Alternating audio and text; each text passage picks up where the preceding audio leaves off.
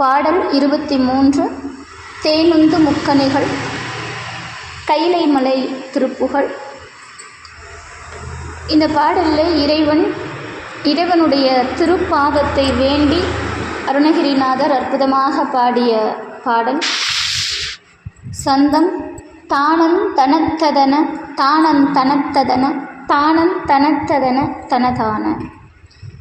பாடல்.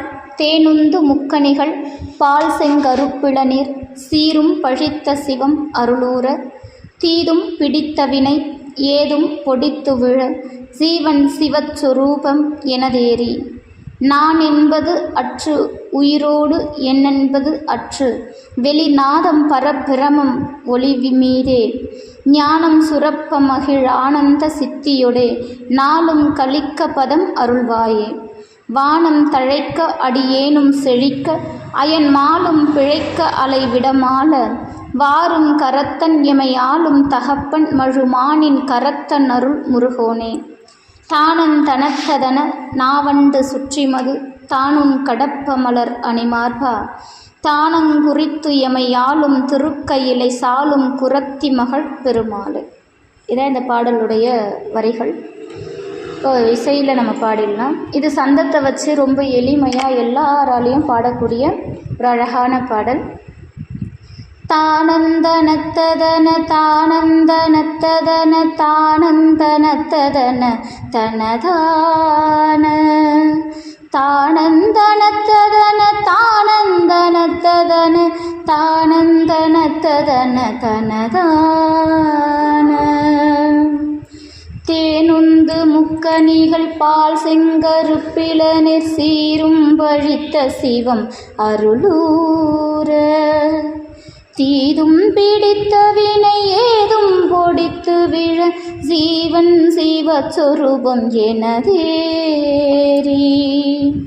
தேனுந்து முக்கணிகள் பால் செங்கருப்பிளநீர் சீரும் பழித்த சிவம் அருளூர தீதும் பிடித்த வினை ஏதும் பொடித்து விழ ஜீவன் சிவஸ்வரூபம் எனதேறி. நான் என்பதற்று உயிரூடென்பதற்று வெளிநாதம் பரபிரம ஒளி மீதே ஞானம் சூரப்ப மகிழானந்த சித்தியோடு நாளும் கலிக்க பதம் அருள்வாயே. நான் என்பதற்று உயிரூடென்பதற்று வெளி நாதம் பரபிரம ஒளி மீதே ஞானம் சூரப்ப மகிழானந்த சித்தியோடு நாளும் கலிக்க பதம் அருள்வாயே. வானம் தழைக்க அடியேனும் செழிக்க அயன் மாலும் பிழைக்க அலை விடமால வாரும் கரத்தனைமை ஆளும் தகப்பன் மழுமானின் கரத்தனருள் முருகோனே. வானம் தழைக்க அடியேனும் செழிக்க அயன் மாலும் பிழைக்க அலை விடமால வாரும் கரத்தனைமையாலும் தகப்பன் மழுமானின் கரத்தனருள் முருகோனே.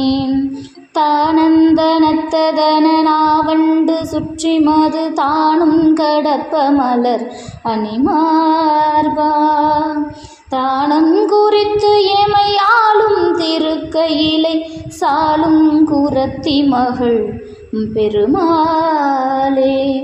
தானந்தனத்ததன நாவண்டு சுற்றி மது தானும் கடப்ப மலர் அணிமார்பா தானம் குறித்து எமையாலும் திருக்கையிலை சாலும் குரத்தி மகள் பெருமாளே.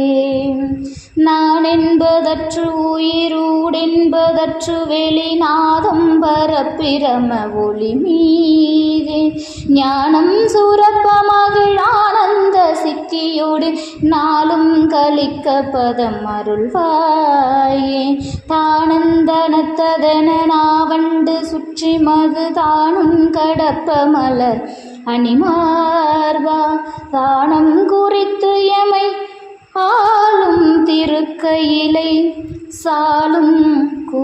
பக்தி மகிழ் பெருமாளே.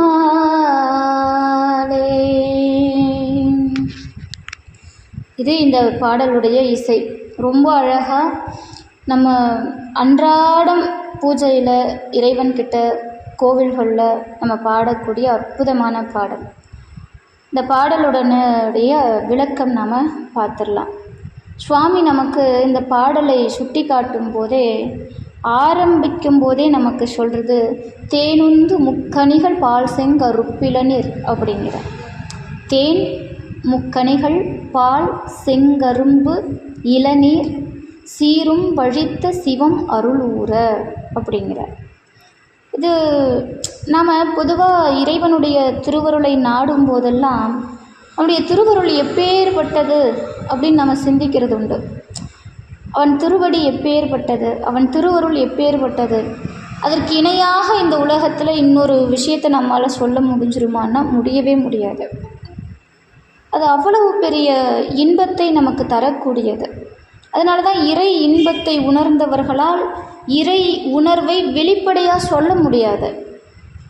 அது இதுவரைக்கும் இறைவன் உணர்த்தியதை முழுமையாக சொன்னவர்களால் முடியாது, தடுமாறுவாங்க. அருளாளர்களும் அப்படி தான். இறைவனுடைய உண்மையான அந்த அருளை பெற்றுவிட்ட பிறகு வார்த்தை தடுமாறும். அவர்களால் அது என்னன்னு கண்டுபிடிக்க முடியாது. அது அப்பேற்பட்ட பேரின்பம். அதை எப்படி சொல்கிறது அப்படின்னா, இப்போ சிவத்தையே சிந்திச்சுக்கிட்டு இருக்கிறோம். இதில் அருணகிரிநாதருடைய வரிகளை கவனிக்கும்போது, தேனுந்து முக்கணிகள் பால் செங்கருப்பிளநீர் சீரும் வழித்த சிவம் அருளூரங்கிறார்.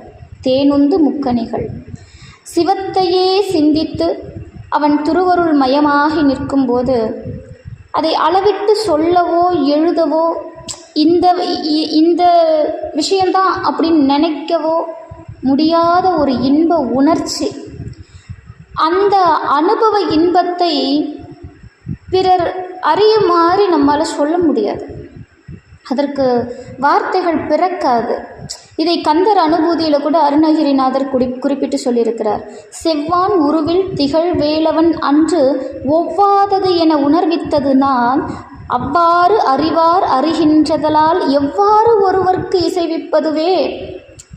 அருணகிரிநாதருடைய வார்த்தை. இறைவனை மெல்ல மெல்ல மெல்ல நினைக்க தொடங்கும் போது ஒரு ஈடு இணையில்லா ஒரு தனி பரம ஆனந்தம் நமக்குள்ளே எழும். அந்த இனிமையை சுவைத்து அறிந்தவர்களுக்குத்தான் அது தெரியும்.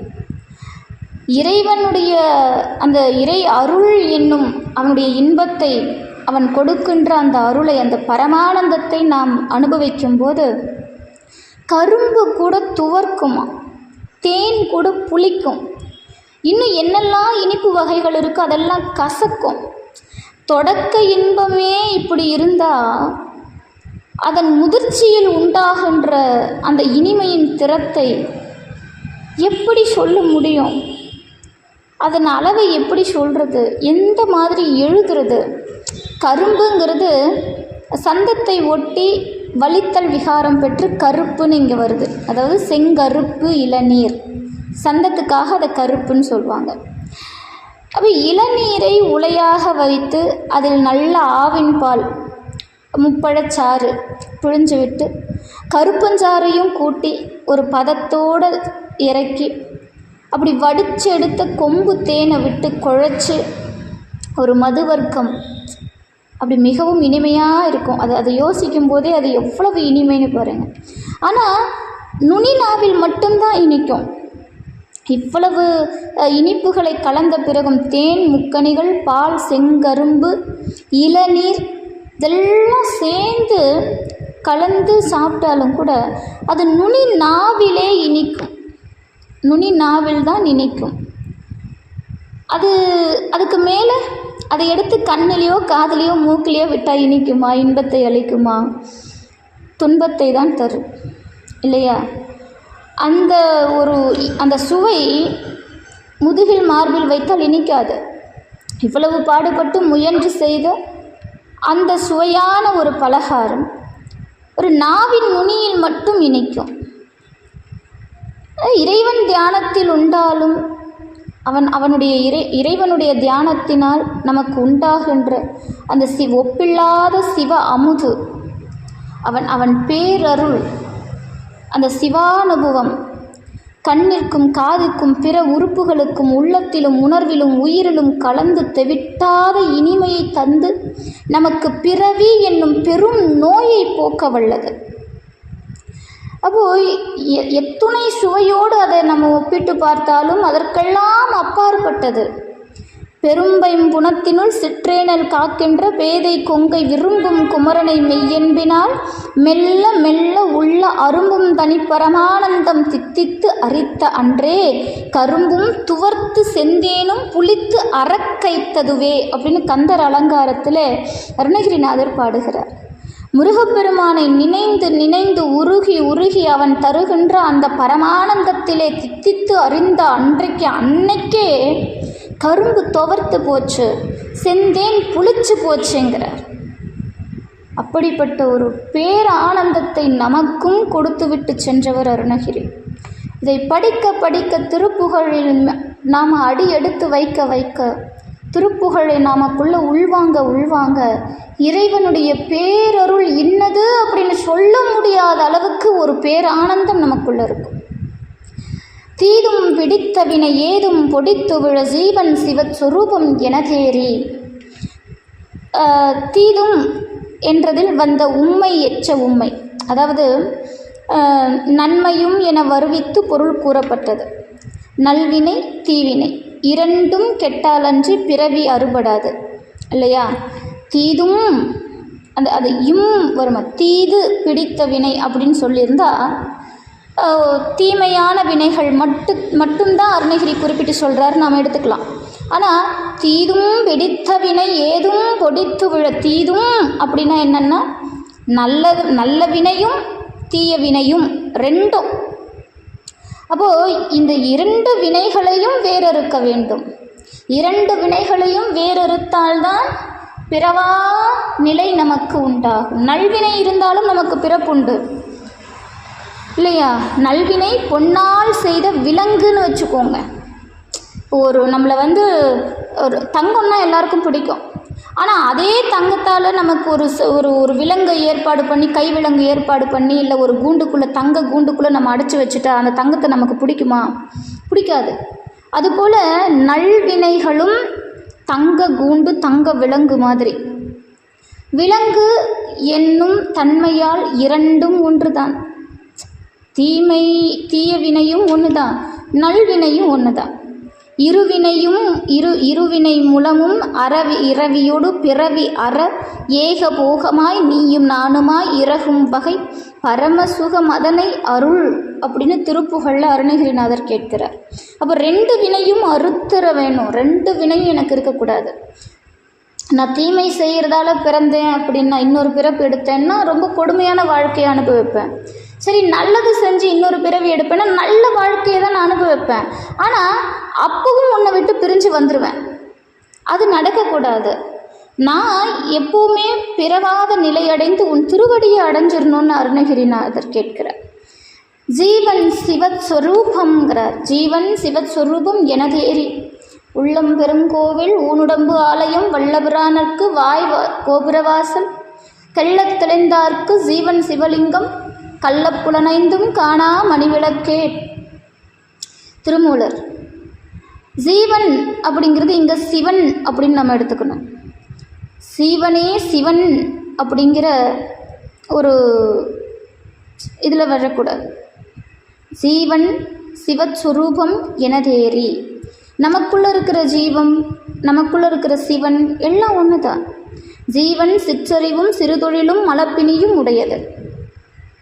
சிவம் பேரறிவும் பேராற்றலும் மலரகிதமும் உடையது. ரெண்டு விஷயம் இருக்குது. ஜீவன் சிவன், சீவன் சிவன்.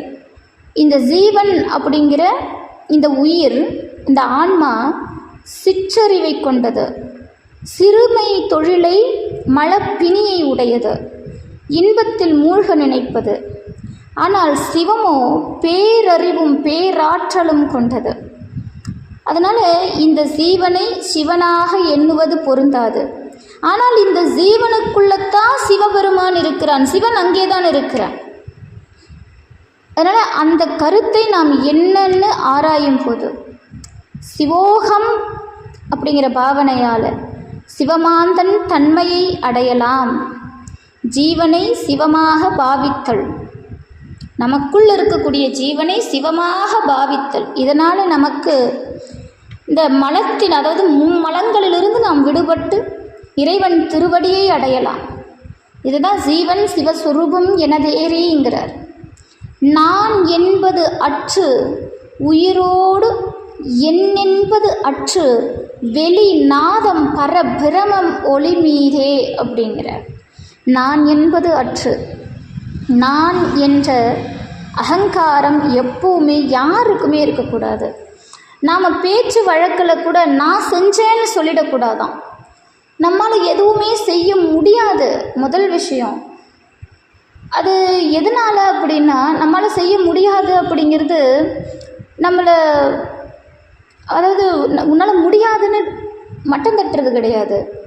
நமக்குள்ளே ஒருத்தன் இருந்து அதை செய்ய வைக்கலைன்னா அது நம்மளால் முடியாது, சாத்தியமே இல்லை. இந்த உடலுக்குள் இருக்கக்கூடிய பேராற்றல் அது இயங்காவிட்டால் நம்மால் எதுவும் இங்கு சாத்தியமல்ல. நான் என்ற தற்போதும் அறவே அழிந்தாலன்றி இந்த இன்பமெல்லாம் நமக்கு தோன்றாது. நான் செய்கிறேன், நான் அனுபவிக்கிறேன் அப்படிங்கிற எண்ணங்கள் அறவே நீங்க வேண்டும்.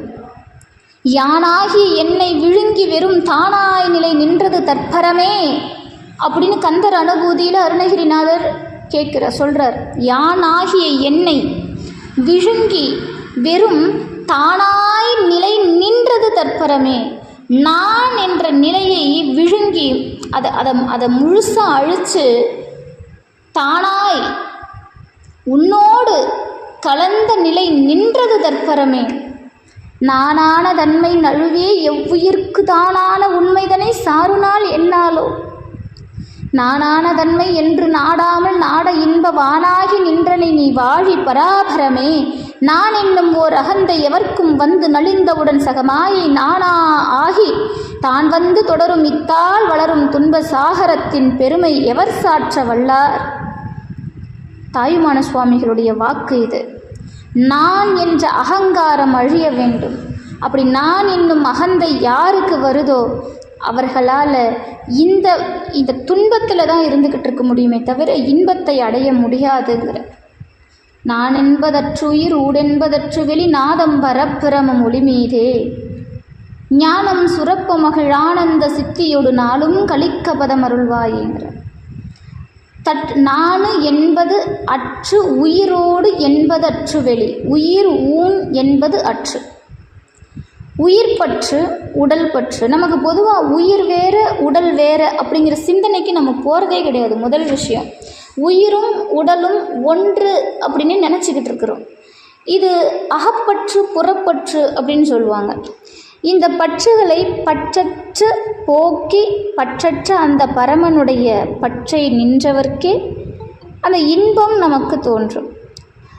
புரிகிற மாதிரி சொல்லணும்னா, உயிர் மீதும் உடல் மீதும் ஆசாபாசத்தை வெறுக்க வேண்டும்.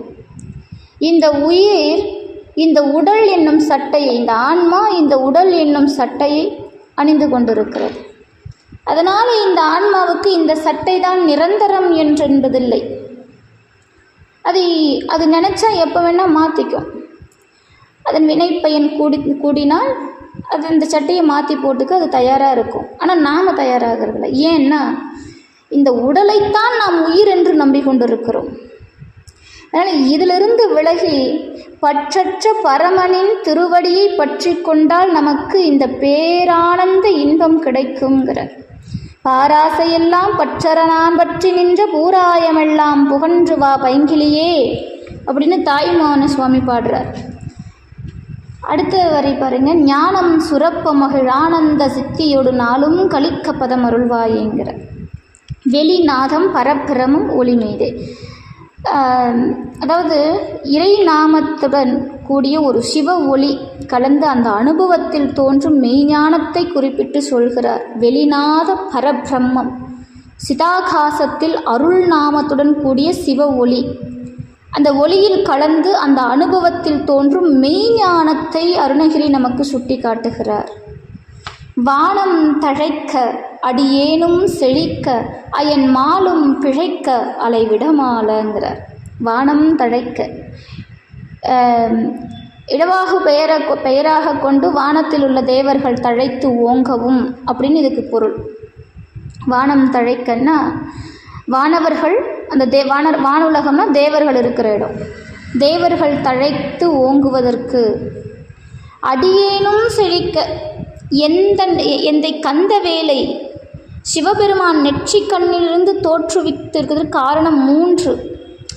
கந்தபெருமான் வந்ததற்கு 3 காரணம் உண்டு. தேவலோகம் தழைக்க, அடியார்கள் உய்ய, மாலையன் மாயாது வாழ்தல். இது 3த்துக்கு தான் இறைவன் வந்தான் அப்படின்னு அருணகிரிநாதர் குறிப்பிட்டு பாடுகிறார். இந்த 2 விஷயத்தை இப்போ தேவலோகம் தழைக்குன்னா வானவர்களை காப்பாற்ற வந்தார். அடியார்கள் உய்யன்னா இந்த உலக உயிர்களெல்லாம் உய்வதற்காக முருகப்பெருமான் வந்தார். மாலும் பிழைக்க, அயன் மாலும் பிழைக்க அலைவிடமால, மாலையன் மாயாது வாழ அவன் வந்தானாம். அப்போது என்ன காரணம் அப்படின்னா, சூரபதுமன் வாங்கின வரம்தான் காரணம். அவன் யுக கணக்கில் வாழக்கூடிய வரத்தை பெற்றவன். 108 யுகங்கள் வாழ வேண்டும் என்ற வரத்தை பெற்றவன். யுகங்களை தாண்டி நிற்கக்கூடியவன். அவனை அழிக்க ஒருவன் வந்தான்னா அது சிவபெருமானாகத்தான் இருக்க வேண்டும். அப்போது யுகங்கள் தாண்டி வாழக்கூடிய ஒரு அசுரனை பிரம்மனும் திருமாலும் எப்படி அழிக்க முடியும்? சூரபதுமனுடைய அந்த வரமானது மாலையும் அயனையும் அழிக்க வல்லதாம். அதனாலே சான்றோர்கள் மாலும் அயனும் பிழைக்க அலைவிடமால அப்படின்னு பாடி அருளினார்கள். அலைவிடம் மாலை அப்படின்னா, அலைன்னா கடல், அலையை உடைய கடலென ஆகு பெயராக நமக்கு எடுத்துக்கணும். இதை அதாவது அந்த கலை, அந்த அலை கடல் தேவர்களுக்கு அலைவை தந்த விஷத்தை குறிக்குது. விஷமென கொள்ளினும் பொருந்தும். அந்த மாலும் விழைக்க அலை விடமால அப்படிங்கிற வாரும் கருத்தனைமையாலும் தகப்பன் மழுமானின் கரத்தனருள் முருகோனே. மழு மான் இது 2த்தையும் வச்சிருப்பவர் யாருன்னா சிவபெருமான். தாருகாவனத்து இருடிகள்லாம் சிவபெருமானை பகைத்து, அந்த கதை எல்லாருக்கும் தெரிஞ்சிருக்கும், நான் ஏற்கனவே சொல்லியிருக்கிறேன். அவரை கொல்லும் பொருட்டு அபிஷார வேள்வியை நடத்துகிறாங்க. இந்த அபிஷார வேள்வி நடந்த உடனே அதிலிருந்து அதாவது மழுவையும் மானையும் சிவபெருமானை நோக்கி ஏவுகிறார்கள். இந்த அபிஷார வேள்வியில் அவற்றை சிவபெருமான் தன் கரங்களில் தாங்கி அருளினார். அதுதான் இந்த செய்தி. வாரும் கரத்தனைமையாலும் தகப்பன் மழுமானின் கரத்தனருள் முருகோனே அப்படிங்கிறார். தானம் தனத்ததன நாவண்டு சுற்றி மது தானுன் கடப்ப மலர் அணிமார்பா. அதாவது அவனுடைய மார்பகங்களில் மலர் மாலைகள் இருக்கும்.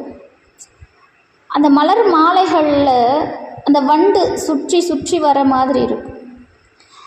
அதுபோல் இறைவனை எப்போதும் நாம் சுற்றி சுற்றி சுற்றி வந்துக்கிட்டே இருக்கணும்.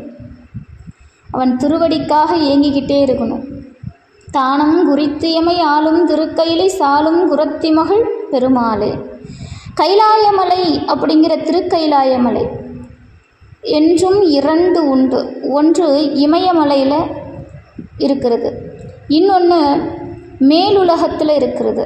இதன் விரிவை சிவ ரகசியத்தில் பார்க்கலாம்.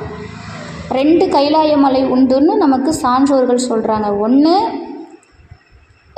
நமக்கு வட மாநிலத்தில் இருக்கிறது, இமயமலையில் இருக்கிறது. இன்னொன்று அதாவது மேலுலகத்தில் கைலாயத்தில் இருக்கிறது. இதை சிவ ரகசியம் நமக்கு எடுத்துரைக்குது. அப்படி தானம் குறித்து எமை ஆளும் திருக்கையிலை சாலும் குரத்தி மகள் பெருமாளே. அருணகிரிநாதர் இந்த 2 இடங்களில் முருகனை எங்கு பார்த்தார் அப்படிங்கிறது நம்ம எல்லாருக்கும் ஒரு ஆச்சரியம்தான். 2 கைலை மலை இருக்குது. அருணகிரிநாதர் முருகப்பெருமான் திருவருளால் தேவலோகமே சென்று வந்தவர் கிளி ரூபம் தாங்கி. அமராவதியை கண்டு அங்கு ஆரோகித்து முருகப்பெருமானை வழிபாடு செய்து நின்றவர். அப்படி இருக்கும்போது இவர் சிந்தையில் எந்த கைலை மலை நின்றதோ அதை கந்தபெருமான் ஒருவனே அறிவார். அதனால் ரொம்ப அழகான பாடல் இந்த பாடல். மறுபடியும் பாடி காட்டிடுறேன். தானந்தனத்ததன தானந்தனத்ததன தானந்தனத்ததன தனதான தானந்தனத்ததன தானந்தனத்ததன தானந்தனத்ததன தனதான தேனுந்து முக்கணிகள் பால் செங்கருப்பிளநீர் சீரும் பழித்த சிவம் அருளூர தீதும் பிடித்த வினை ஏதும் பொடித்து விழ ஜீவன் சிவஸ்வரூபம் எனதேரி நான் என்பதற்று உயிரூடென்பதற்று வெளிநாதம் பரப்பிரம ஒளி மீதே ஞானம் சுரப்ப மகிழானந்த சித்தியோடு நாளும் கலிக்க பதம் அருள்வாயே வானம் தழைக்க அடியேனும் செழிக்க அயன் மாலும் பிழைக்க அலை விடமால வாரும் கரத்த நேமையாலும் தகப்பன் மழுமானின் கரத்தன் அருள் முருகோனே தானந்தனத்ததன நாவண்டு சுற்றி மது தானுங்கடப்ப மலர் அணிமார்வா தானம் குறித்து எமையாலும் திருக்கையிலை சாலும் குரத்தி மகள் பெருமாளே தானம் குறித்து எமை ஆளும் திருக்கையிலை சாலும் குரத்தி மகள் பெருமாளே. இந்த பாடல். அடுத்த பாடல் பக்கம் எண் 20. நாமேவு குயிலாலும் அப்படிங்கிற பாடல். இது குன்றக்குடி திருத்தலத்தில் அருணகிரிநாதர் நமக்காக அருளிய அற்புதமான பாடல். சந்தம் தானான தனதான தானான தனதான தானான தனதான தனதான நாமேவு குயிலாலும் மாமாறன் அயிலாலும் நாடோறு மதிகாயும் வெயிலாலும் நார்மாதர் வசையாலும் வேயூது இசையாலும் நாடாசை தருமோக வலையூடை ஏமாறி முழுநாளும் மாலாகி விருதாவி லேவாரும் விழிமாதர் உயிரூடே ஏகாமழழியாத மேலான பதமீதில் ஏயூயி ஹீயூனுடன் மேவு அருள் தாராய் தாமோகமுடனூறு பால் தேடி யுரலூடு தானேறி விளையாடும் முறுபோதில் தாயாக வருசோதை காணாது களவாடு தாமோதரன் முராரி மறுபோனே மாமாது வனமாது கார்மேவு சிலைமாது மாலாகி விளையாடு புயவீரா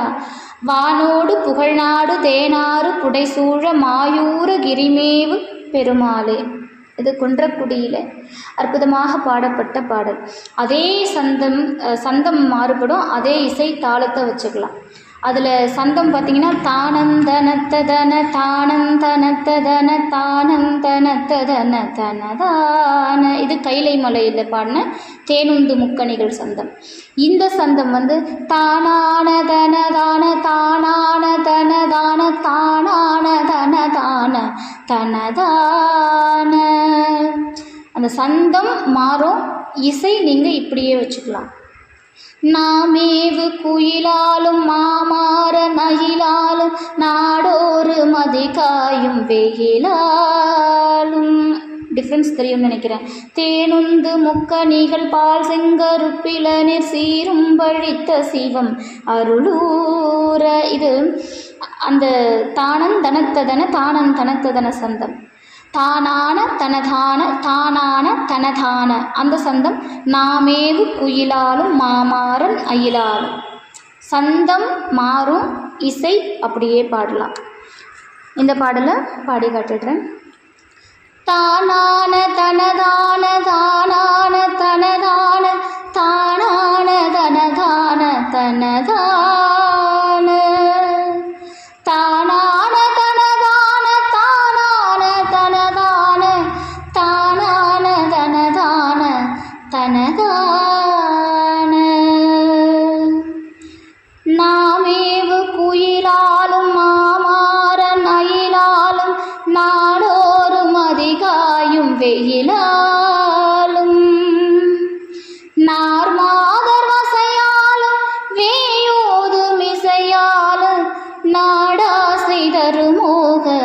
வளையூடே. நாமேவு குயிலாலும் மாமார நயிலாலும் நாடோறு மதிகாயும் வெயிலாலும் நார்மாதர் வசையாலும் வேயோது மிசையாலும் நாடாசை தருமோக வளையூடே. ஏமாறி முழு நாளும் ஆளாகி விருதாவி வேவாரும் விழிமாத துயரூடே. ஏகாமலழியாத மேலான பதமீதி ரேகியுன்னுடன் மேவ அருள் தாராய். ஏமாறி முழு நாளும் மாலாகி விருதாவிலே வாரும் விழிமாதர் துயரூடே. ஏகாமல் அழியாத மேலான பதமீதில் ஏகியனுடன் மேவ அருள் தாராய். தாமோகமுடனூறு பால் தேடியுரலூடு தானேறி விளையாடும் ஒரு போதில் தாயாக வருசோதி காணாது களவாடு தாமோதரன் முராரி மருகோனே. தாமோகமுடனூறு பால் தேடியுரலூடு தானேறி விளையாடும் ஒரு போதில் தாயாக வருசோதை காணாது களவாடு தாமோதரன் முராரி மருகோனே. மாமாது வனமாது கார்மேவு சிலை மாது மாலாகி விளையாடும் புயவீரா. வானாடு புகழ் நாடு தேனாறு புடை சூழ மாயூர கிரிமேவு பெருமாளே. வானாடு புகழ் நாடு தேனாறு புடை சூழ மாயூரு கிரிமேவு பெருமாளே. மாயூரு கிரிமேவு பெருமாளே. மாயூர கிரிமேவு பெருமாளே. இது இந்த பாடலுடைய இசை. நம்ம அதே இசை தாளம் வச்சுக்கிட்டு சந்தம் மாற்றி பாட போகிறோம், அவ்வளோதான். இந்த பாடல்லையும் அருணகிரிநாதர் கிருஷ்ணாவதாரம் முதற்கொண்டு பாடியிருக்கிறார். கிருஷ்ண லீலையையும் அவர் தாயார் யசோதையையும் ரொம்ப அழகாக பாடப்பட்ட ஒரு அற்புதமான பாடல். இந்த பாடலுடைய சிறப்பு நாம் பார்த்துடலாம். நாமேவு குயிலாலும் அப்படின்னா, நாமேவு குயிலாலும் மாமார நயிலாலும். நம்ம பொதுவாக நம்ம ஒரு சில விஷயங்களை பார்க்கணும். இந்த அச்சம், பயம் இருக்கும். நாம் அப்படின்னா அச்சம். காமுகர்க்கு குயிலின் ஓசை ஆசையை அதிகரிக்க செய்யும். விருது குயிலது கூவ அப்படின்னு திருப்புகழில் அருணகிரிநாதர் குறிப்பிட்டு சொல்கிறார். நாடுதோறும் மதிகாயும் வெயிலாலும் நாமேவு குயிலாலும் மாமார நயிலாலும் நாடோறு மதிகாயும் வெயிலாலும். காமுகருக்கு சந்திரனுடைய குளிர்ந்த கிரகணம் வெப்பத்தை கொடுக்கும். இரவு என வடவை என அலால விடமெதன உருவு கொடு கவனமிசை மீதேகி மதியும் வர திருப்புகழ். நார் மாதர் அப்படின்னா, நார்னா அன்புள்ள அப்படின்னு அர்த்தம். மாதர்னா பெண்கள், அன்புள்ள பெண்கள் வசை மொழி பகர்வார்கள். வசையாலும், நார்மாதர் வசையாலும் அப்படிங்கிற அன்பு மொழியால் பகர்வார்கள். தெருவினில் நடவார் மடவார் திரண்டொருக்கும் வசையாளே அப்படின்னு அருணகிரிநாதரை குறிப்பிட்டு இன்னொரு பாடலையும் சொல்கிறார். மாதர் துயர் ஊடே ஏகாமல், பெண்களினால் வரும் துன்பத்துக்குள் செல்லாமல் திரு அருள் நெறியில் செல்ல வேண்டும். இதான் அருணகிரிநாதர் இந்த பாடலில் சொன்ன விஷயம். நாமேவு குயிலாலும் மாமார நயிலாலும் நாடோறு மதிகாயும் வெயிலாலும் நார்மாதர் வசையாலும் வேயூது மிசையாலும் நாடாசை தருமோக வளையூடே. அவர்கள் வலையில் சிக்காமல் ஏமாறி முழுநாளும் ஆளாகி விருதாவி லேவாரும் விழிமாத துயரூடே. அவர்கள் வசையில் சிக்கி அந்த துன்பத்தை அனுபவிக்காமல் ஏகாமல் அழியாத மேலான பதமீதிலே கீயும் உடன்மேவ அருள் தாராய். உயர்வான அந்த பாதத்தை அருளி எனக்கு அருள் செய்து இந்த துன்பத்திலிருந்து மீள்வதற்கு எனக்கு அருளைத்தா அப்படின்னு முருகப்பெருமானிடத்திலே அருணகிரிநாதர் கேட்ட முதல் பகுதி இது. அடுத்த பகுதியில் தாமோக முடனூறு பால் தேடி உரலூடு தானேறி விளையாடும் முருபோதில் அப்படின்னா தாம அப்படின்னா உதரன் அப்படின்னு பேர். தாமம்னா கயிறு, உதரன் அப்படின்னா வயிற்றை உடையவன் அப்படின்னு அர்த்தம். அதாவது கண்ணபிரான் தாயாக வந்த யசோதைக்கு தெரியாமல் இந்த பால், தயிர், வெண்ணெய் இதெல்லாம் திருடி சாப்பிட்றது அவருடைய வழக்கம். அவ கயிற்றினால வயிற்றை கட்டினார். கிருஷ்ண பரமாத்மாவோட வயிறை யசோதை தாய் கட்டுகிறாள். அதனால தான் அவருக்கு தாமோதரன் அப்படின்னு பெயர்.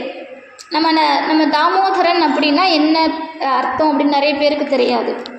தாம் அப்படின்னா கயிறு, தரன் அப்படின்னா உதரன் அப்படின்னா வயிற்றை உடையவன், கயிறை கட்டிய வயிற்றை உடையவன்.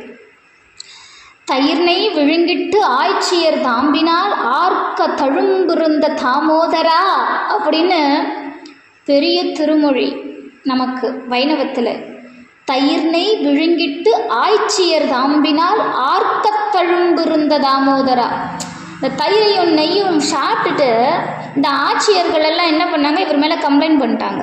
கிருஷ்ண பரமாத்மா மேலே அவங்க அம்மா யசோதை கிட்ட போய் கம்ப்ளைண்ட் பண்ண ஆரம்பிச்சிட்டாங்க. அவள் என்ன பண்ணிட்டா, தன் பிள்ளையை மற்றவங்க குறை சொல்கிறத கேட்டுட்டு அவள் கோபத்தில் அந்த கிருஷ்ணன் மேலே இருந்த அன்பு, அந்த அந்த ஆசை, அன்பு இதெல்லாம் மேலோங்கி என் பிள்ளை இன்னொருத்தர்கிட்ட திட்டு வாங்கக்கூடாது இல்லை, அது யசோதை தாய்க்கு கூடுதலாகவே இருந்தது. ஏன்னா கிருஷ்ணனை அவள் வளர்த்த விதம் அப்படி. அவள் கிருஷ்ணனுடைய அந்த லீலைகளில் மயங்கி அப்படி ஒரு பேரானந்தத்தை பெற்றவள் யசோதை. என்ன தவம் செய்தனை யசோதா, கிருஷ்ணனையே வரமாக பெற்றவள், நாராயணனை மகனாக பெற்றவள் அவள். அதனால் அவள் என்ன பண்ணுறா, கயிறு நாராயணருடைய இடுப்பில் கட்டுறா, கிருஷ்ணருடைய இடுப்பில் கட்டுறா.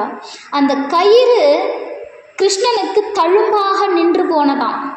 ஆர்க்க தழும்பி இருந்த தாமோதரா அப்படிங்கிறார் பெரிய திருமொழியிலே ஆழ்வார்.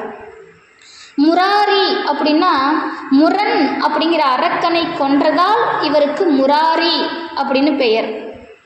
முராரின்னா இதுதான் பெயர், முரண் அப்படிங்கிற அரக்கனை கொன்ற காரணம். அதனால் அருணகிரிநாதர் இங்கே தாமோதரன் முராரி அப்படின்னு அந்த பெயரை உச்சரித்து சொல்கிறார் பாருங்க. அருணகிரிநாதருடைய திருப்புகழ் அனைத்தும் நமக்கு பல விஷயங்களை தெளிவுபடுத்துது.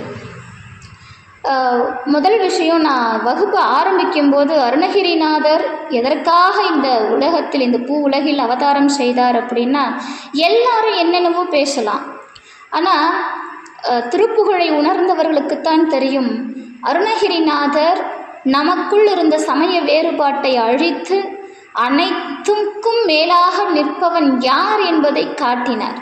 இன்னொன்று, 6 சமயமும் ஒன்றே என்ற தத்துவத்தில் நின்று நமக்கு அருளாசி வழங்கியவர் அருணகிரிநாதர் மட்டும்தான்.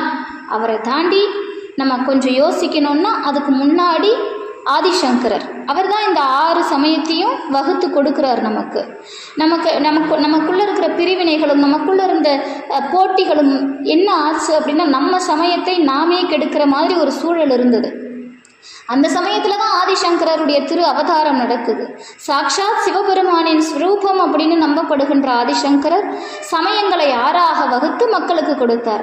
அந்த 6 சமயங்களையும் அவரவர்களுக்கு இசைந்தாற்போல் பின்பற்றி வாழ ஆரம்பித்தாங்க. அதே 6 சமயத்தினால் காலம் பிறண்ட போது ஏனைய மதங்கள் இந்தியாவுக்குள்ளே நுழையும் போது அந்த மதங்களின் காழ்ப்புணர்ச்சியால் நமக்குள்ள மீண்டும் சச்சரவுகள் வெடிக்குது. இன்றைக்கும் நம்ம இந்து மதத்தில் இருக்கக்கூடிய சண்டைகள், சச்சரவுகள் எல்லாமே எங்கிருந்து ஆரம்பிக்குதுன்னு பார்த்திங்கன்னா, முதல் விஷயம் வேற்று மதங்களாக இருக்கக்கூடியவர்கள்கிட்ட இருந்து தான் ஆரம்பிக்கும். அவங்க தொடங்கி வைக்கிறது தான் எல்லாம். அப்போ நாம் அதை பிடிச்சிக்கிட்டு ஆடிக்கிட்டு இருக்கிறோம். அப்படி ஒரு சூழல் 6 சமயத்துக்கும் உருவாகி நீ பெரியவன் நான் சின்னவன்னு சண்டை சச்சரவு இருந்த காலத்தில் தான், அதாவது 15ஆம் நூற்றாண்டு, ஏனைய எல்லா மதங்களும் இந்தியாவுக்குள்ளே நுழைஞ்சு எல்லா மொழிகளும் இந்தியாவில் தாண்டவம் ஆடி, அதாவது தமிழகத்தில் குறிப்பாக எல்லா மொழிக்காரர்களும் தமிழகத்தில் நுழையும் போது தான் அருணகிரிநாதருடைய அந்த திரு அவதாரம் தமிழகத்தில் நடக்குது. அவருடைய ஒப்பற்ற அந்த கருணை, அருணகிரிநாதரின் கருணை திருப்புகழாக வடிவெடுத்தது. இந்த திருப்புகழின் வாயிலாக அருணகிரிநாதர் அன்னைக்கு சூழலில் இருந்த அந்த சமய வேறுபாட்டை அடித்து நொறுக்கி, இதெல்லாம் ஒன்றுமே இல்லை, 6 சமயம் இருக்குது, சென்றடையக்கூடிய வழி 6 இருக்குது, ஆனால் நீ போகிற இடம் ஒன்று தான் அப்படின்னு காட்டினவர் அருணகிரிநாதர். திருப்புகழில் இருக்கிற அத்தனை பாடலுமே அதற்கு சாட்சி. நீங்கள் பார்த்தீங்கன்னா அருணகிரிநாதரை போல் நாராயணரை வர்ணிக்க ஆழ்வார்களால் கூட முடிஞ்சிருக்காது, அப்படி வர்ணிக்கிறார். எந்தை வருக ரகுநாயக வருக மைந்த வருக மகனே இனி வருக என்கண் வருக எனதார் உயிர் வருக அபிராமா அப்படின்னு அந்த அந்த அந்த வரியை கேட்டால் முடிச்சுட்டாரு. அந்த ஆழ்வார்கள்கிட்டலாம் ஒன்றுமே பண்ண முடியாது, ஆழ்வார்கள் இந்த பாடலுக்கு ஒன்றுமே பண்ண முடியாதுங்கிற அளவுக்கு அவர் பாடி இருக்கிறார். அதே போல் நாராயணரை தான் அப்படி பாடினாரன்னா இல்லை, சாக்தத்தை பாடுறாரு. அம்பாளை பற்றி இவர் பாடின விஷயங்கள் எல்லாம், இவர் உண்மையிலே முருகனை தான் பாட அவதாரம் எடுத்தாரா, இல்லை அம்பாள் பக்தனா இவர் அப்படின்னு நமக்கு கேள்வி எழுப்புகிற அளவுக்கு இவருடைய திறமை இருந்திருக்குது. இதை நாம் ஒப்புக்கொண்டே ஆக வேண்டும். இவருடைய அதாவது அம்பாளை குறித்து இவர் பாடிய பாடல்களும் ஏராளம். நம்ம அதெல்லாம் கவனிக்கிறது கிடையாது. ஒரு ஒரு ஒரு குறிப்பிட்ட வழியில் நாம் பாட்டுக்கு போய்கிட்டே இருக்கிறோம். யார் என்ன சொன்னால் என்ன, அதை பற்றி நமக்கு கவலையே கிடையாது. ஆனால் இவர் பாடல வரிகளை கவனிக்கணும். தரணியில் அரணிய முரணிரணி என்று தன்னைனக்க நுதி கொடு ஷாடோங்கு நெடுங்கிரியோடேந்து பயங்கரி தமருக பரிபுற ஒளி கொடு நடனவில் சரணிய சதுர்மறை தாம்புய மந்திர வேதாந்த பரம்பரை சரிவலை விரி சடையெறி புரை வடிவினல் சதத்தலமு குளித்த தாமாங்குசம் என்றிரு தாளாந்தர அம்பிகை தருபதி சுரருடு சருவிய அசுரர்கள் தடமணி முடி பொடி தானாம்படி செம்கையில் வாழ்வாங்கிய சங்கரி அப்படின்னு இவர் பாடும்போது இவர் உண்மையிலேயே முருக பக்தர் தானா அல்லது இவர் அம்பாள் பக்தரா அப்படின்னு நம்மளை கேள்வி எழுப்புகிற அளவுக்கு இவருடைய பாடல்கள் அமைஞ்சிருக்கும். இதை நம்ம ஒத்துக்கிட்டு தான் ஆகணும், ஏன்னா அவருடைய பாடல்கள் அப்படி. இப்போ நம்ம போன பாடலே பார்த்தோம். தேனுந்து முக்கணிகள் பால் செங்கருப்பினர் சீரும் பழித்த சிவம் அருளூர தீதும் பிடித்தவினை ஏதும் பொடித்து விட சீவன் சிவஸ்வரூபம் என தேரின்னு சிவபெருமானையும் பாடுறாரு இல்லையா? இவர் பாடாத தெய்வம் தான் எது? 6 சமயத்தையும் பாடுறார். இவரால் நம்ம சில விஷயங்கள்லாம் ஆழ்ந்து கவனித்து பார்த்தோன்னா, இப்போ நான் சொன்ன விஷயந்தான், பக்கிரவை சித்திரமணி பொற்கலனை இட்டநடை பக்ஷியன முக்ரதுர கமுனீக அப்படின்னு ஆரம்பித்தவர் இக்கவரை நற்கணிகள் சர்க்கரை வறுப்புடனை எட்புரி அவற்றுவரை இளநீர் வண்டெச்சில் பெயர் அப்ப வகை பச்சரிசி விட்டு வளர் இப்பழம் இடிப்பல் வகை தனி மூலம் மிக்காடி சிற்கடலை வச்சனம் எனக்கொளொரு விக்கின சமர்த்தனின் அருளாழி வெற்பகுடி லச்சடில விற்பர மரப்பொருள் வித்தக மறுப்புடைய பெருமாளேன்னு நம்ம விநாயகரையும் பாடி முடிக்கிறார். அப்போ இவருடைய நோக்கம்தான் என்ன அப்படின்னா, ஒரே வரியில் அடித்து நொறுக்கிட்டார் அருணகிரி. அருசமய சாத்திர பொருளோனே அப்படின்ட்டார் முருகனை பார்த்து. 6 சமயத்துக்கும் யார் தெரியுமா தலைவன், யார் தெரியுமா பொருளாக நிற்கிறான்? முருகப்பெருமான்ட்டார். அதுதான் அருணகிரிநாதருடைய சிறப்பு. அருசமய சாத்திர பொருளோனே, முழு மூர்த்தியாக வந்து நின்றவன் முருகப்பெருமான் கை காமிச்சிட்டு போயிட்டார். அதுதான் நாம் இந்த திருப்புகழில் நாம் கற்றுக்கொள்ள வேண்டிய ஒரு உன்னத ஒரு பாடம். நம்ம திருப்புகழில் எதை படிக்கிறோம், எதை படிக்கலை, நம்ம பாட கற்றுக்கிட்டோமா, நமக்கு சந்தம் வந்துருச்சா, இசை வந்துருச்சா, அதெல்லாம் நமக்கு அப்பாற்பட்ட விஷயம். ஆனால் திருப்புகழில் அருணகிரிநாதர் என்ன சொல்லியிருக்கிறார் அப்படிங்கிற செய்தியை உள்வாங்கிக்கிட்டால் போதும். எனக்கு அதுதான் முக்கியம். நான் கண்ணை மூடிக்கிட்டு பார்க்காம நான் இத்தனை பாட்டு பாடுவேன்னா என்ன பிரயோஜனம்? இன்றைக்கி அது யூடியூப் செய்யுது. யூடியூப்பில் ஆயிரக்கணக்கான பாடல்களையும் பதிவு பண்ணியிருக்காங்க, எல்லா பாடலையும் பதிவிட்டு கொடுத்துட்டாங்க. நம்ம யூடியூப் பார்த்தே கடன்னு பாட ஆரம்பிச்சிடலாம். ஆனால் பொருள் தெரியுமா? அருணகிரிநாதர் என்ன சொன்னார்னு நமக்கு தெரியுமா? அது தெரியாமல் தானே அருணகிரிக்குன்னு இவங்க பாட்டுக்கு தனி ரூட் எடுத்துக்கிட்டு போய்க்கிறாங்க. அருணகிரிநாதர் சொன்ன எந்த நல்ல விஷயத்தையும் மக்களுக்கு கொடுக்காம, அருணகிரிநாதர் மழைக்கு கூட பள்ளிக்கூடம் போகலை, அருணகிரிக்கே அப்பேற்பட்ட முருகன் அருள் செஞ்சான், நமக்கெல்லாம் செய்யாமையா போயிடுவான்? அருணகிரிநாதருக்கு வராத சோதனையா? இதெல்லாம் மிகவும் மட்டமான கேள்விகள்.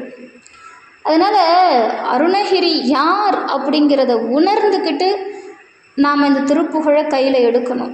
அவர் சாதாரண அருளாளர்லாம் கிடையாது. அருணகிரி இடத்துல இருந்து ஒரு நிமிஷம் யோசிச்சு பாருங்கள். முருகப்பெருமானின் பேரருளை பெற்ற ஒரே அருளாளர் அருணகிரி தான். அருணகிரியை தாண்டி வேறு யாருக்கும் முருகன் அவ்வளோ எசைஞ்சு கொடுக்கல. நீங்கள் வேணா எடுத்து படிங்க, எடுத்து பாருங்கள். எந்த அருளாளராக வேணா இருக்கட்டும். இன்னும் சொல்ல போனால் முதல்ல முருகனுக்கு பாடல் அமைச்சது நக்கீரர். சங்க இலக்கியங்களில் முதல் பாடலாக முதல் நூலாக வைக்கப்பட்டது நக்கீரர் அருளிய திருமுருகாற்றுப்படை. நக்கீரருக்கு கூட முருகப்பெருமான் அவ்வளோ விஷயத்தை செஞ்சாரா? அருணகிரிக்கு செய்தது போல அஷ்டமா சித்திகளை நக்கீரருக்கு கொடுத்தாரா? அருணகிரிக்கு வந்தது போல வேடன் ரூபத்தில் வழிகாட்டினாரா? அருணகிரியை தாங்கியது போல நக்கீரரை தாங்கினாரா? அருணகிரி கேட்டதெல்லாம் கொடுத்தாரு. எனக்கு மயில் கொடுனா கொடுத்துட்டாரு, வேல் கொடுனா கொடுத்துட்டார். இதெல்லாம் நக்கீரர் கொடுத்தாருன்னா இல்லை, ஒன்றுமே இல்லை. அருணகிரிக்கு மட்டும்தான் முருகப்பெருமானின் பேரருள் முழுமையாக கிடைத்தது. அந்த வகையிலே அருணகிரிநாதரின் திருப்புகழை கையில் எடுக்கும் நாம் ஒவ்வொருவரும் முருகப்பெருமானின் பேரருளை முழுமையாக பெற்றவர்கள். இல்லைன்னா இது வாய்ப்பே கிடையாது. நான் ஒவ்வொரு வகுப்புலையும் இதை நான் தெளிவாக உங்களுக்கு சொல்கிறேன். உங்களுக்கு பாடல் படிக்க தெரியுதா இல்லையா, பாட வருதா இல்லையா, அதை பற்றிலாம் நீங்கள் கவலையே படாதீங்க. பாடி என்னங்க பயன், என்ன ஆகிட போகுது? இப்போ கண்ணை மூடி 10 பாட்டு 20 பாட்டு கட கட கட கடன்னு பாடிட்டா உங்களுக்கு அந்த விஷயம் தெரிஞ்சிருச்சுன்னு அர்த்தமா? இன்றைக்கி திருப்புகழை பாடுறவங்க எல்லாருக்குமே அதில் இருக்கிற விஷயம் தெரிஞ்சிருச்சுன்னு நினச்சிட்டு இருக்கீங்களா? கிடையவே கிடையாது. கண்மூடித்தனமான ஒரு தற்புகழ்ச்சிக்காக பாடப்படுகின்ற விஷயங்கள் அதெல்லாம். விஷயம் தெரியணும். அருணகிரிநாதர் என்ன சொல்லியிருக்கிறாருங்கிறத நம்ம புரிஞ்சுக்கணும். புரிஞ்சுக்கிட்டு ஒரே ஒரு பாட்டு படிங்க போதும். ஒரு பாட்டு போதும். புரியாமல் இங்கே பாடி எந்த பிரயோஜனமும் இல்லை. அதனால் அருணகிரிநாதருடைய வழி அப்படிங்கிறது நாமெல்லாம் கற்பனை கூட செய்ய முடியாத இடத்துல இருந்து நமக்கு உணர்த்திய அருள் வழி. அவரை போல் ஒரு அருளாளர் இதுவரைக்கும் பிறந்ததும் இல்லை, இனி பிறக்கப் போவதும் இல்லை. அருணகிரிநாதரை போல் சந்த தமிழால் யாரும் இங்கே பாடியதும் இல்லை, இனி பாடப்போவதும் இல்லை. நிறைய பேர் அருணகிரிநாதரை மாதிரியே பாடிடலாம் அப்படின்னு சொல்லிட்டு நிறைய ட்ரை பண்ணிட்டாங்க.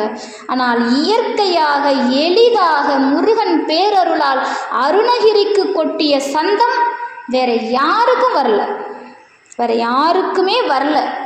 அதனால தான் அருணகிரிநாதரின் திருப்புகழானது உலகம் உய்வதற்காக இன்றளவும் மேலோங்கி காணப்படுகிறது. இந்த திருப்புகழ் அனைத்தும் மந்திரங்கள். அருணகிரிநாதர் மாதிரிலாம் எல்லாராலையும் பாடிட முடியாது.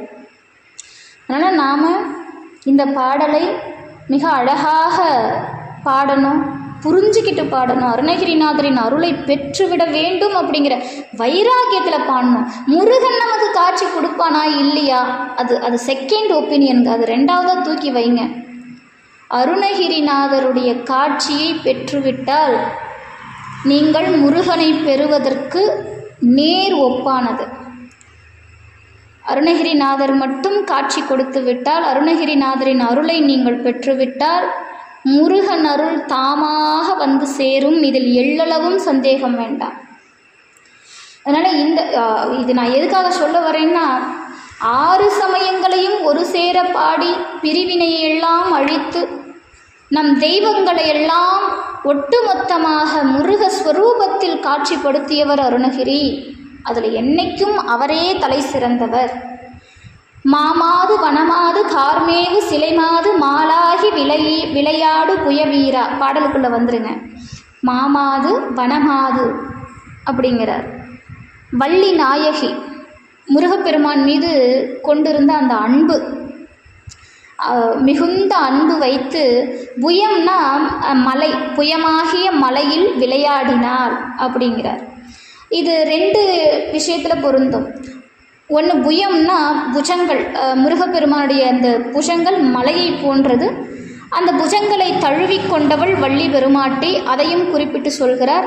இன்னொரு விஷயம், அந்த வள்ளி மலையிலே முருகப்பெருமானை நினைந்து முருகவேல் மீது அன்பு கொண்டு அந்த மலையிலே விளையாடினார். இந்த 2 செய்தியும் உண்டு. குரமாது தனக்கு வினோத கவினாறு பயத்தில் உலாவு விளையாடி கலிகூறும் அப்படிங்கிற திருப்புகழ். அடுத்த திருப்புகழ் அதுதான். அதாவது நிலையா பொருளை உடலா கருதின்னு நினைக்கிறேன். ஆமாம். அதனால் அந்த ஒரு அது இல்லை, நிலையாத அந்த திருப்புகழ் வேறு. அப்போது நாம் முருகப்பெருமானுடைய அந்த முருகப்பெருமான் மீது வள்ளி பெருமாட்டி வைத்திருந்த அன்பு, அவன் புயங்களிலே அவள் தழுவி விளையாடிய செய்தி, மலையிலே விளையாடிய செய்தி, இந்த 2த்தையும் ஒப்பிட்டு பார்த்துக்கலாம். வானாடு புகழ்நாடு தேனாறு புடைசூழ மாயூர கிரிமேவு பெருமாளே அப்படின்னா, காணாரும் தேனாரும் ஓடுகின்ற மிகவும் செழிப்பான மலை குன்றக்குடி. வானாடு புகழ்நாடு தேனாறு புடைசூழங்கிறார். காணாரும் தேனாரும் ஓடும் மிக செழிப்பான மலையில் இருக்கக்கூடிய குன்றக்குடி முருகன். குன்றக்குடி மேவும் முருகா உன் உடனாகும் பதத்தை தந்தருள் அப்படின்னு கேட்ட பாடல் இந்த பாடல் தான். அருணகிரிநாதரின் வாக்கில் அவர் எதையெல்லாம் உச்சரித்தாரோ அது எல்லாம் முருகப்பெருமான் கொடுத்த வாக்கு. அதை நாம் உச்சரித்தால் அருணகிரிக்கு முருகப்பெருமான் என்னெல்லாம் கொடுத்தாரோ அதை நாம் பெற்றுவிடலாம். அருணகிரிநாதருக்கு எதை முருகன் காட்டினாரோ அதை நாமும் அனுபவிக்கலாம் திருப்புகழின் மூலமாக. சரி, நமக்கு இதெல்லாம் கிடச்சிருமாங்க அப்படின்னா நமக்குள்ள வைராக்கியம் வேணும். கிடைக்கணுங்கிற வைராக்கியம், அடம் பிடிக்கணும் கடவுள்கிட்ட. இப்படி அடம் பிடிச்சி கேட்கணும், நீ என்ன வேணா பண்ண, எத்தனை சோதனை வேணா கொடு, ஆனால் நான் எடுத்த முயற்சியில் பின்வாங்க மாட்டேன். என்னைக்காவது ஒரு நாள் உன் காட்சியை நான் என் கனவுல பார்த்தே தீருவேன் அப்படிங்கிற வைராக்கியம் வேணும். அந்த வைராக்கியம் மேம்பட மேம்பட என்னைக்காவது ஒரு நாள் அது நடந்தே தீரும்.